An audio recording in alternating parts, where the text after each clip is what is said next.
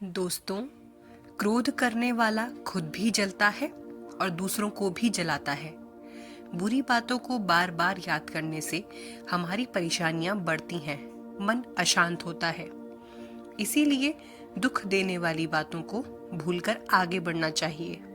इस संबंध में गौतम बुद्ध का एक प्रसंग प्रचलित है।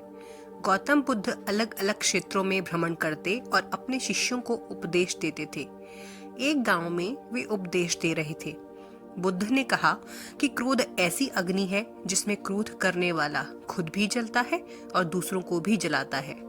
बुद्ध के प्रवचन सुनने के लिए बड़ी संख्या में लोग वहां बैठे थे। उन लोगों में बहुत गुस्से वाला एक व्यक्ति भी बैठा हुआ था। उसे यह बातें पसंद नहीं आईं। वह अचानक उठा और बोलने लगा कि बुद्ध, तुम पाखंडी हो। बड़ी बड़ी बातें करना ही तुम्हारा काम है। तुम लोगों को भ्रमित कर रहे हो। तुम्हारी ये बातें आज कोई मायने नहीं रखती हैं।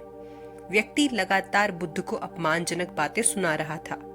वहां बैठे सभी लोग ये देखकर हैरान थे कि बुद्ध ये सब शांति से सुन रहे थे, लेकिन कुछ बोल नहीं रहे थे। क्रोधी व्यक्ति बुद्ध को शांत देखकर और ज्यादा क्रोधित हो गया। वह बुद्ध के पास गया और उनके मुंह पर थूककर वहां से चला गया। घर पहुंचकर क्रोधी व्यक्ति का मन शांत हुआ तो उसे अपने किए हुए पर बहुत पछतावा हुआ। वह बुद्ध से क्षमा मांगने पहुंचा, लेकिन उस गांव से बुद्ध पड़ोस के गांव के लिए निकल चुके थे।